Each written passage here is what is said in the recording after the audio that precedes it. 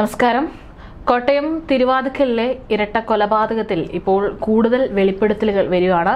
കഴിഞ്ഞ ദിവസമൊക്കെ പ്രതിയായിട്ടുള്ള അമിത് ഉറാങ്ങുമായിട്ട് ഈ സംഭവ സ്ഥലത്തൊക്കെ പോലീസ് തെളിവെടുപ്പ് നടത്തിയിട്ടുണ്ടായിരുന്നു. ഈ DVR അടക്കം കളഞ്ഞൊരു സ്ഥലം, അവിടെ അടക്കം തെളിവെടുപ്പിന് കൊണ്ടുവന്നപ്പോൾ ഒരുപാട് നാട്ടുകാരവിടെ കൂടിയിട്ടുണ്ടായിരുന്നു. പക്ഷേ പ്രതിഷേധമൊന്നും ഉണ്ടായില്ല. പക്ഷെ എന്നിരുന്നാലും ഈ ഒരു പ്രതിയെ കാണാൻ നാട്ടുകാർ എത്തിയിട്ടുണ്ടായിരുന്നു. വളരെ ചെറുപ്പം, ഇന്നലെ നമ്മൾ പറഞ്ഞ പോലെ 23 വയസ്സ് മാത്രം പ്രായമുള്ള ഒരു യുവാവാണ്. യാതൊരു തരത്തിലുള്ള കുറ്റബോധവും ഇല്ലാതെയാണ് പോലീസുകാരോട് സംഭവ കാര്യങ്ങളൊക്കെ തന്നെ വിവരിക്കുന്നതും അവരുടെ കൂടെ നടക്കുന്നതൊക്കെ തന്നെ എന്തോ വലിയൊരു കാര്യം ചെയ്തു. ആ ഒരു വൈരാഗ്യത്തിന്റെ പേരിലാണ് ഈ ഒരു കൊലപാതകം നടത്തിയിട്ടുണ്ടായിരുന്നുള്ള നിഗമനത്തിൽ പോലീസ് എത്തിയിട്ടുണ്ടായിരുന്നു. ആ ഒരു വൈരാഗ്യം ഇപ്പോഴും ഉണ്ട്. കൊലയ്ക്ക് ശേഷം അത് മുഖത്ത് ഇങ്ങനെ ഒരുപക്ഷെ അത് നടത്തിയതിന്റെ ഒരു സന്തോഷമാകാം ഇവരുടെയൊക്കെ മുഖത്ത് കാണുന്നത്. ഏതായാലും വളരെ പോലീസുമായിട്ട് സഹകരിച്ചുകൊണ്ട് തന്നെ എല്ലാം വളരെ ശ്രീജ പറഞ്ഞ പോലെ മണിമണിയായിട്ട് തന്നെ പറഞ്ഞുകൊണ്ടാണ് തെളിവെടുപ്പും കാര്യങ്ങളൊക്കെ നടത്തിയത്.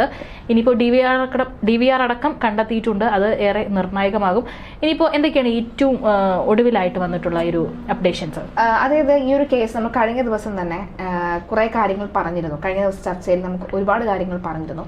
പലരും അത് മുഴുവനായി കേൾക്കാതെ ഹെഡിങ്ങിന് കുറ്റം പറഞ്ഞിട്ട് പോകുന്ന കുറെ ആൾക്കാർ നമ്മൾ കഴിഞ്ഞ ദിവസം കമന്റ് ബോക്സിൽ കണ്ടിരുന്നു. മാത്രമല്ല അതിലൊരു പ്രധാനപ്പെട്ട കമന്റ് സരിത OG എന്ന് പറയുന്ന ഒരു ID എഴുതിയിട്ടൊരു കമന്റ് ഞാനത് വായിക്കാം. പൊന്നു മണ്ടബുദ്ധി പിള്ളാരെ, ആ പാവം പയ്യന്റെ തലയിലെല്ലാം ഇട്ട് കൊടുക്കുകയാണ്. നിങ്ങൾക്ക് ഇതുവരെ ഒന്നും മനസ്സിലായില്ലേ?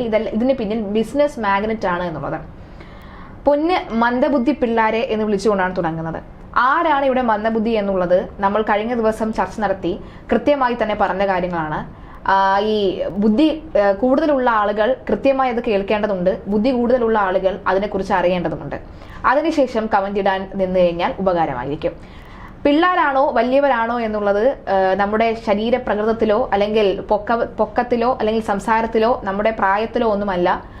അറിയേണ്ട അറിവിലും അറിഞ്ഞിരിക്കേണ്ട കാര്യത്തിലുമുള്ളതാണ് എന്ന് വ്യക്തമാവുകയാണ്. നമുക്കറിയാവുന്ന, നമുക്ക് കിട്ടുന്ന സോഴ്സിൽ നിന്നും, കോട്ടയത്തുള്ള നമ്മുടെ കൃത്യമായ റിപ്പോർട്ടിൽ നിന്നും ഒക്കെ കിട്ടുന്ന വിവരങ്ങൾ അനുസരിച്ച് നമുക്ക് മനസ്സിലാക്കിയ കാര്യങ്ങൾ പല ക്രിമിനൽ റിപ്പോർട്ടുകളും നടത്തിയിട്ടുള്ള എക്സ്പീരിയൻസ് വെച്ചുകൊണ്ടാണ് നമ്മൾ ഓരോ കാര്യങ്ങളും സാധൂകരിക്കുന്നതും ഡിബേറ്റിനായും ചർച്ചയ്ക്കായും ഇരിക്കുന്നതും. അല്ലാതെ പിള്ളേർ കളിയല്ല എന്ന് വളരെ ബോധ്യത്തോടു കൂടി നമുക്കും നന്നായി തന്നെ അറിയാം. എന്തായാലും കാര്യത്തിലേക്ക് വരാം. കഴിഞ്ഞ ദിവസം നമ്മൾ പറഞ്ഞിരുന്നു, ഇതേ കാര്യം തന്നെയാണ് പറയുന്നത്. എന്തായാലും ഈ സരിത പറയുന്ന കാര്യത്തിൽ നമുക്കും യോജിപ്പുണ്ട്. കാരണം വെച്ചാൽ ബിസിനസ് മാഗ്നറ്റ്, കാരണം ഇത്രയും വലിയ ലക്ഷപ്രഭു ആയിട്ടുള്ള ഇദ്ദേഹത്തിന്, വിജയകുമാറിന്റെ മരണത്തിന് പിന്നിൽ അദ്ദേഹത്തിന്റെ ഒരു 5 വർഷം മുൻപ് അദ്ദേഹത്തിന്റെ മകന്റെ മരണം നടക്കുന്നു, ഗൗതമിന്റെ മരണം നടക്കുന്നു. അപ്പോൾ ഇതിനൊക്കെ തന്നെ പിന്നിൽ ബിസിനസ് മാഗ്നറ്റുകൾ ഉണ്ട് എന്ന് പറയുന്ന കാര്യത്തിൽ നമുക്ക് തെറ്റ് പറയാൻ കഴിയില്ല. CBIയും അതുപോലെ തന്നെ പോലീസും പറഞ്ഞു വെക്കുന്നത് അതിന് പിന്നിൽ മറ്റ് ബിസിനസ് മാഗ്നറ്റുകൾ ഇല്ല എന്ന് പറഞ്ഞ് ഫുൾ സ്റ്റോപ്പ് ഇടുന്നുണ്ട്. പക്ഷേ ദുരൂഹതകൾ ഏറുകയാണ്. കാരണം ഈ പറയുന്ന പോലെ തന്നെ ഈ അമിത് ഉറാങ് എന്ന് പറയുന്ന ഇയാൾ 5.5 മാസം ജയിലിൽ കിടന്നു. കോട്ടയത്ത് 2 സ്ത്രീകൾ ഇയാളെ ജാമ്യത്തിൽ ഇറക്കുന്നു. ആരാണ് 2 സ്ത്രീകൾ എന്ന ചോദ്യം ഉണ്ടായിരുന്നു. ഈ 2 സ്ത്രീകൾ കോട്ടയിൽ നിന്നും ഇത്തരത്തിൽ സ്ഥിരമായി ജാമ്യത്തിലില്ലാത്ത കുറ്റവാളികൾക്ക് വേണ്ടി ജാമ്യത്തിൽ നിന്നുകൊണ്ട് ഇവരുടെ കയ്യിൽ നിന്നും പണം തട്ടുന്ന ഒരു സംഘമാണ് എന്ന് വ്യക്തമാവുകയാണ്. ജയിലിനകത്ത് ഈ കുറ്റവാളിയായിട്ടുള്ള ഈ അമിത് ഉറാങ്ങിന് കൂട്ടും അതുപോലെ തന്നെ പിന്തുണയും നൽകിയത് ഈ ഷാജി എന്ന് പറയുന്ന ഫൈസൽ ഷാജി എന്ന് പറയുന്ന ഒരു കുറ്റക്കാരൻ തന്നെയാണ്. ഇയാൾക്ക് വേണ്ട എല്ലാ സഹായവും നൽകിയത്. ഈ ഫൈസൽ ഷാജിയോട് ഇയാൾ കാര്യങ്ങൾ പറയാതിരിക്കുമെന്ന് പ്രതീക്ഷിക്കുന്നുണ്ടോ? തീർച്ചയായും പറഞ്ഞിട്ടുണ്ടാകും. ഈ കാര്യങ്ങളെല്ലാം വിശദീകരിച്ചിട്ടുണ്ടാകും. ഫൈസൽ ഷാജിയിൽ നിന്നും ഒരു ഉപദേശം ലഭിച്ചിട്ടില്ല എന്ന് വിശ്വസിക്കുന്നുണ്ടോ? ഇല്ല, ഉപദേശം ലഭിച്ചിട്ടുണ്ടാകും. വേണ്ടി വന്നാൽ സഹായത്തിന് ഞാൻ ഉണ്ടാകുമെന്ന് പോലും ഉറപ്പ് ഒരു പക്ഷേ കൊടുത്തിട്ടുണ്ടാകും. കാരണം എന്താണെന്ന് വെച്ച് കഴിഞ്ഞാൽ ഇയാളിൽ നിന്നും പൈസ തട്ടാനായി വളരെ കൃത്യമായി തന്നെ ജാമ്യത്തിൽ ഇറക്കിയ ദിവസം ഈ കോട്ടയത്തെ 2 പേർക്കും അവരുടെ അക്കൗണ്ടിലേക്ക് അമിത് ഉറാങ്ങിന്റെ നാട്ടിൽ നിന്നും അമ്മ പണം അയച്ചു കൊടുത്തിരിക്കുകയാണ്. 5000 മുതൽ 10000 രൂപയാണ് ഇത്തരത്തിൽ ജാമ്യം നിൽക്കാനായി ഇവർ ഈടാക്കുന്ന പണം എന്ന് പറയുന്നത്. ഈ അന്യസംസ്ഥാന തൊഴിലാളികൾക്ക് കോട്ടയത്ത് നിന്നും ജാമ്യത്തിനായി ആളുകൾ വരുമ്പോൾ തന്നെ പോലീസിന് ഒന്നും അന്വേഷിക്കാൻ പാടില്ലേ എന്നുള്ള കാര്യമാണ്. അല്ലെങ്കിൽ ഇതൊന്നും അന്വേഷിക്കില്ല, ഞങ്ങൾക്ക് ഇതൊന്നും അല്ല ജോലി എന്ന് പറഞ്ഞ് തള്ളാൻ സാധിക്കുമോ എന്നുള്ളതാണ്. അങ്ങനെ പറഞ്ഞ് പലതും തള്ളിയത് കൊണ്ടാണ് പല കൊലപാതകങ്ങളും പലതരത്തിലുള്ള പീഡനങ്ങളും നമ്മുടെ നാട്ടിൽ നടക്കുന്നത് എന്നത് ഇതിനു മുൻപ് നമുക്ക് അറിയാവുന്ന കാര്യമാണ്. അപ്പോൾ എന്തുകൊണ്ട് ഇത്തരത്തിൽ അതായത് കള്ളു കുടിച്ചിട്ടുണ്ടോ, നിരത്തിൽ വാഹനം ഓടിക്കുന്ന ആളും സഹപ്രവർത്തകനും കള്ളു കുടിച്ചിട്ടുണ്ടോ അല്ലെങ്കിൽ സഹയാത്രികനും കള്ളു കുടിച്ചിട്ടുണ്ടോ എന്ന് നോക്കാൻ കാണിക്കുന്ന ആവേശം, ഒരു പെണ്ണുമാണും റോഡിലൂടെ നടന്നു പോയാൽ നോക്കാൻ കാണിക്കുന്ന ഒരു ആവേശം, അല്ലെങ്കിൽ ഈ പറഞ്ഞ പോലെ തന്നെ സാധാരണക്കാരൻ ഹെൽമറ്റ് വെച്ചിട്ടില്ലെങ്കിൽ പെറ്റി അടിക്കാൻ കാണിക്കുന്ന ആവേശം, ഈ ആവേശം ഒരുപക്ഷെ ഇത്തരത്തിൽ ഈ പണം തട്ടി വരുന്ന അല്ലെങ്കിൽ മൊബൈൽ ഫോൺ മോഷ്ടിക്കാൻ ശ്രമം നടത്തിയ ഈ അന്യസംസ്ഥാന തൊഴിലാളിക്ക് മലയാളിയായിട്ടുള്ള 2 പേർ കോട്ടയത്ത് നിന്നും ജാമ്യത്തിൽ നിൽക്കുന്നത് ഏതർത്ഥത്തിലാണ് എന്ന് അന്വേഷിച്ചുകൂടെയായിരുന്നു. ഇത്തരത്തിൽ പലതരത്തിലുള്ള ഇത്തരം ക്രിമിനൽ സ്വഭാവമുള്ള ആളുകൾക്ക് ജാമ്യത്തിൽ നിൽക്കാനുള്ള ഒരു റാക്കറ്റ് തന്നെ ഇപ്പോൾ സംഘം തന്നെ നമ്മുടെ സംസ്ഥാനത്തിലുണ്ട് എന്ന് പറയുന്നത് നമ്മുടെ പോലീസിന്റെ പ്രധാന വീഴ്ചയിലൊന്നാണല്ലോ. ഇപ്പോൾ ഈ ഒരു അമിത്തിനെ പുറത്തിറക്കാൻ സാധിച്ചത് ഇപ്പോൾ 2 മലയാളികളായിട്ടുള്ള സ്ത്രീകളാണ്. അതെ, അവര് എന്തുവാണ് ബന്ധം എന്നുള്ളത് ഇപ്പോഴും അറിയില്ല. ഏതായാലും കോട്ടയം ജില്ലാ പോലീസ് മേധാവിയായിട്ടുള്ള ഷാഹുൽ ഹമീദ് പറഞ്ഞിട്ടുണ്ട്, ഇത്തരം ക്രിമിനൽ കേസുകളിൽ പിടിക്കപ്പെട്ടിട്ട് ഈ ജയിലിൽ കഴിയുന്നവരെ ജാമ്യത്തിൽ ഇറക്കുന്നവരെ കുറിച്ചിട്ട് അന്വേഷിക്കുന്നു. അവരെ കുറിച്ചുകൂടി ഒരു ഡീറ്റെയിൽഡ് ആയിട്ടുള്ള ഒരു വിവരം. അത് ശരിയാണല്ലോ. ഒരു പക്ഷേ ഈ പറഞ്ഞ പോലെ തന്നെ ഇത് ഒരു റാക്കറ്റിൽപ്പെട്ടവരാണ്, 5000 രൂപയ്ക്കും 10000 രൂപയ്ക്കും പണത്തിന് വേണ്ടി ജാമ്യം നിൽക്കുന്നവരാണ് എന്ന് പറഞ്ഞു തള്ളാൻ വരട്ടെ. ഒരു പക്ഷേ ഇവർ ചിലപ്പോൾ ഈ കൊലപാതകത്തിൽ കൂടെ നിന്നിട്ടുണ്ടെങ്കിലോ, ഈ തിരുവനന്തപുരത്ത് അതായത് ഈ കേരളത്തിൽ ഈ കോട്ടയത്തിൽ ഇത്രയും വലിയൊരു ലക്ഷപ്രഭുവിനെ കൊലപ്പെടുത്താൻ എങ്ങാണ്ടൊന്നോ വന്ന ഒരു 23-24 വയസ്സുകാരനായ ഒരാൾക്ക് കഴിഞ്ഞുവെങ്കിൽ അത് തീർച്ചയായിട്ടും ബാഹ്യ ഇടപെടലുകളുടെ ശക്തി ഉണ്ടായിരിക്കണം, പിന്തുണ ഉണ്ടായിരുന്നിട്ടുണ്ടായിരിക്കണം. അത് പോലീസ് കൃത്യമായി അന്വേഷിച്ചില്ല എന്നുണ്ടെങ്കിൽ കഴിഞ്ഞ ദിവസം തന്നെ പല നിഗമനങ്ങളും നിരീക്ഷണങ്ങളും വന്ന പോലെ തന്നെ ഇനിയും വീണ്ടും ശ്രീവത്സത്തിൽ കൊലപാതകം നടത്താനുള്ള സാധ്യത നമ്മൾ ഇന്നലെ പറഞ്ഞിട്ടുണ്ടായിരുന്നു. അപ്പൊ നമ്മളിങ്ങനെ പറഞ്ഞു വന്ന കാര്യം എന്ന് വെച്ച് കഴിഞ്ഞാൽ ഇത്തരത്തിൽ ഇങ്ങനെ 2 പേർ ജാമ്യത്തിൽ ഇറക്കുന്നു, ഇയാൾ പുറത്തിറങ്ങുന്നു 5 മാസത്തിന് ശേഷം, വീണ്ടും നാട്ടിലേക്ക് പോവുകയാണ്. നാട്ടിലേക്ക് പോകുമ്പോഴാണ് അറിയുന്നത് തന്റെ ഭാര്യ ഗർഭിണിയായിരുന്നു, പക്ഷേ ജനിച്ച ഉടനെ തന്നെ കുഞ്ഞ് മരിച്ചുപോയി. തന്റെ ഭാര്യയുടെ ഗർഭകാല സമയത്ത് തന്നെ കൂടെ നിൽക്കാൻ കഴിഞ്ഞിരുന്നില്ല എന്നുള്ള വൈരാഗ്യമുണ്ട്. ഇയാളെ തന്നെ ലക്ഷ്യമിട്ട്, വിജയരാഘവനെ തന്നെ ലക്ഷ്യമിട്ടാണ് ഇയാൾ വരുന്നതെന്ന് പറയുന്നു. എല്ലാം ചെയ്യുന്നു. അതിനുശേഷം ഇയാളുടെ ചേട്ടന് എല്ലാ കാര്യങ്ങളും അറിയാം. മാത്രമല്ല ഒരു ഫോൺ, മൊബൈൽ ഫോൺ എന്ന് പറയുന്ന സംഭവം ഇവിടെ പ്രധാന വില്ലനായി മാറുകയാണ്.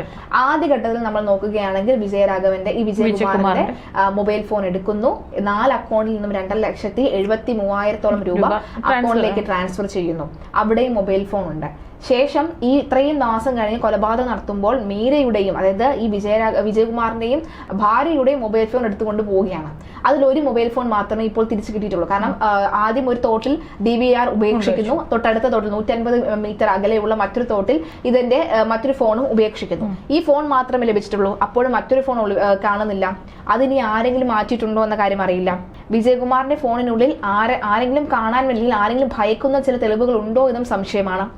അത്തരത്തിൽ ഈ അമിത് ഒറാങ് തന്നെയാണ് കൊലപാതകി എന്ന് പറഞ്ഞ് ഫുൾ സ്റ്റോപ്പ് ഇടുന്നതിന് മുൻപ് ഇത്തരം കാര്യങ്ങൾ കൂടി പോലീസ് അന്വേഷിക്കേണ്ടതുണ്ട് എന്നാണ് പറഞ്ഞു വെക്കേണ്ടത്. കാരണം ഇത്തരം ബിസിനസ് സാമ്രാജ്യം പടുത്തു ഉയർത്തുന്ന വളരെ പ്രധാനപ്പെട്ട പ്രമുഖർ നമ്മുടെ നാട്ടിൽ മരണപ്പെടുകയാണെങ്കിൽ ഒരു പക്ഷെ അതൊരു ഭീഷണി തന്നെയാണ് എന്നുള്ള കാര്യമാണ്. ഇനി USA നിന്ന് മകൾ വരുന്നുണ്ട്. അതിനുശേഷം മാത്രമേ ഇവരുടെയൊക്കെ തന്നെ മൃതശരീരം സംസ്കാരം നടത്തുകയുള്ളൂ. അങ്ങനെയെങ്കിൽ ഒരു പക്ഷേ കഴിഞ്ഞ ദിവസം സൂചിപ്പിച്ച പോലെ തന്നെ ഇവരുടെ സ്വത്തിന്മേൽ വരും വർഷങ്ങളിൽ ഒരുപക്ഷെ അടിപിടി ഉണ്ടാകാനുള്ള സാധ്യതയുണ്ട്.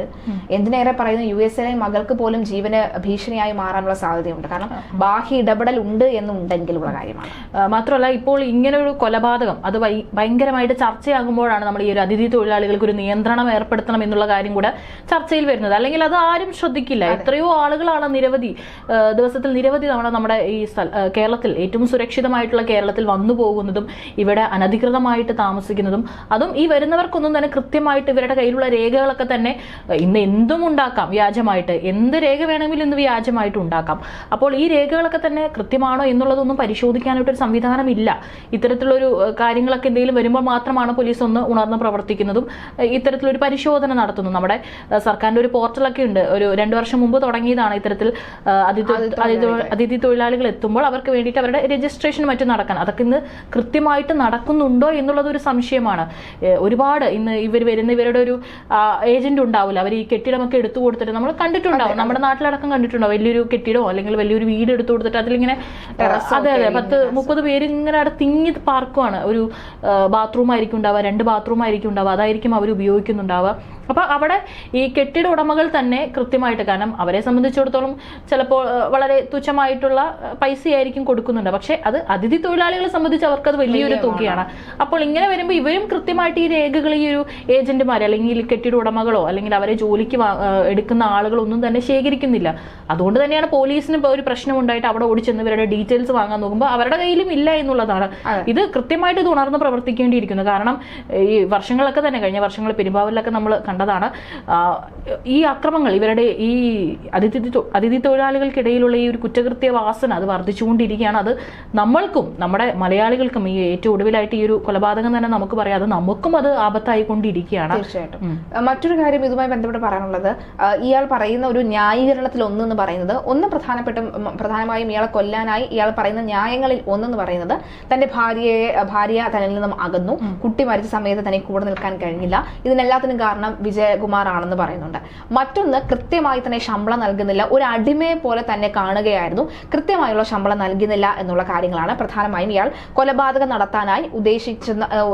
നടത്താനായി കാരണങ്ങളിൽ ഒന്നായി പറയുന്നത്. ഇതിൽ പ്രധാനമായും ചോദ്യം ഉയരുന്നതെന്ന് പറഞ്ഞു കഴിഞ്ഞാൽ, എന്തുകൊണ്ടാണ് മറ്റുള്ള ജോലിക്കാർ അല്ലെങ്കിൽ അവിടെയുള്ള ഈ ഒരു ശ്രീവത്സത്തിലും അതുപോലെ തന്നെ ഓഡിറ്റോറിയത്തിലും ഈ ഒരാൾ മാത്രമല്ലല്ലോ അവിടെ ജോലിക്കാരനായി ഉണ്ടായിരുന്നത് അല്ലെങ്കിൽ പണിക്കാരനായിട്ട് ഉണ്ടായിരുന്നത്, അനവധി ആളുകളുണ്ട്. പക്ഷെ ഒരാൾ പോലും ഇതുവരെയും അത്തരമൊരു കുറ്റം അല്ലെങ്കിൽ അത്തരമൊരു ആരോപണം വിജയകുമാറിനെതിരെ ഉന്നയിച്ചിട്ടില്ല. അല്ലെങ്കിൽ ഈ ഒരു കൊലപാതകം നടന്നതിന് ശേഷവും ആരും അങ്ങനെ, ചിലപ്പോൾ ഒരുപക്ഷെ മരണം നടന്നതിന് ശേഷം മൈക്കിലൂടെ പറയാൻ ബുദ്ധിമുട്ടുണ്ടെങ്കിലും ആരും പറഞ്ഞു മറിഞ്ഞിരുന്നിട്ടില്ല എന്നതാണ് മറ്റൊരു കാര്യം. മറ്റൊന്ന്, ഇയാൾ പിടിക്കപ്പെടാൻ അല്ലെങ്കിൽ ഇയാൾ പിടിക്കപ്പെടണം, ഇയാളിലേക്ക് തന്നെ കാര്യങ്ങൾ എത്തണം എന്നുള്ള ഉദ്ദേശത്തോടു കൂടി തന്നെയാണ് രണ്ട് കാര്യങ്ങൾ ആ വീട്ടിൽ ഉപേക്ഷിച്ചത്. ഒന്ന്, പ്ലാറ്റ്ഫോം ടിക്കറ്റ് അയാൾ അവിടെ ഉപേക്ഷിച്ചു. മറ്റൊന്ന്, ഈ മീരയുടെ, അതായത് ഈ കൊലപാതകം നടത്തിയതിനു ശേഷം ഉപയോഗിച്ച ആ കൊടുവാൾ, ഈ പറയുന്ന കോടാലി, ഈ പറയുന്ന രണ്ടാമത്തെ പ്രതിഷേധത്തിനടുത്ത് തന്നെ ഉപേക്ഷിച്ചിട്ട് പോയി. ഈ DVR അടക്കം എടുത്തു കളയാൻ കാണിച്ച മനസ്സ് എന്തുകൊണ്ട് ആ കോടാലി എടുത്തു കളഞ്ഞില്ല? അത് തന്നെയാണ് ആദ്യം കുടുക്കിയതും അത് തന്നെയാണ്. അപ്പോൾ ഈ പ്രതിയിലേക്ക് തന്നെ എത്തണം. വേണമെങ്കിൽ ഇയാൾക്ക് അന്ന് തന്നെ ഈ കൊലപാതകം നടന്നതിന് ശേഷം അന്ന് തന്നെ രാവിലെ നാട്ടിലേക്ക് സ്ഥലം വിടാമായിരുന്നല്ലോ, ട്രെയിനിലോ അല്ലെങ്കിൽ ബസ്സിലോ നാട്ടിലേക്ക് പോകാമായിരുന്നല്ലോ. നേരെ പോയി കാത്തിരുന്നത് തൃശ്ശൂരിലെ സഹോദരന്റെ കോഴിഫാമിലാണ് പോയിരുന്നത്, മാളയിലുള്ള കോഴിഫാമിലാണ് പോയിരുന്നത്. അപ്പോഴും ഈ ഇവരുടെ ഈ ഐഫോൺ ഓഫ് ആകാതിരുന്നപ്പോഴേ അറിയാമല്ലോ എന്തായാലും തന്നെ കൊടുക്കാനുള്ള സാധ്യതയുണ്ട് എന്ന് അറിയാമായിരുന്നു. അപ്പോൾ എന്തിനാണ് ഇയാൾ എന്നെ പിടിക്കട്ടെ എന്നുള്ള രീതിയിൽ പോയി നിന്ന് കൊടുത്തത്? ഈ വലിയൊരു എമൗണ്ട് ആരെങ്കിലും കൊട്ടേഷനായി കൊടുത്തതാണോ എന്നടക്കമുള്ള കാര്യങ്ങളുണ്ട്. ഈ സംശയങ്ങളും ഈ നേരത്തെ പറഞ്ഞ പോലെ തന്നെ നിങ്ങൾക്ക് ഈ മന്ദബുദ്ധി പിള്ളേർ നിങ്ങൾക്ക് മനസ്സിലായില്ലെന്ന് ചോദിച്ചാൽ ഞങ്ങൾക്കെല്ലാം മനസ്സിലായി, നമുക്കെല്ലാവർക്കും നല്ല കൃത്യമായി കാര്യങ്ങൾ മനസ്സിലായി. അപ്പോൾ ഉള്ളത് മന്ദബുദ്ധി ആരാണ്? കേരള പോലീസോ? ആ ഒരു ചോദ്യമാണ് ഉയരേണ്ടത് എന്നുള്ളതാണ്. ഇനിയും നമ്മുടെ നാട്ടിൽ സമാനമായ സംഭവ വികാസങ്ങൾ നടക്കും. കാരണം ഒരു ചെറുവിരൽ പോലും അനക്കില്ല എന്നുണ്ടെങ്കിൽ പോലീസ് ഇപ്പോൾ പ്രതിയെ പിടിച്ചിട്ടുണ്ട്, ശരി തന്നെയാണ്, വേറെ മറ്റ് കുഴപ്പങ്ങളൊന്നുമില്ല, തന്നെ പ്രതിയെ പിടിച്ചിട്ടുണ്ട്, ഇതിൽ തന്നെ നിൽക്കാനുള്ള സാധ്യതയുമുണ്ട്. പക്ഷേ എന്തൊക്കെയോ ദുരൂഹത ഇപ്പോഴും ഈ കേസിൽ അവശേഷിക്കുന്നുണ്ട് എന്നുള്ളതാണ് ഏറ്റവും ഒടുവിലത്തെ കാര്യം.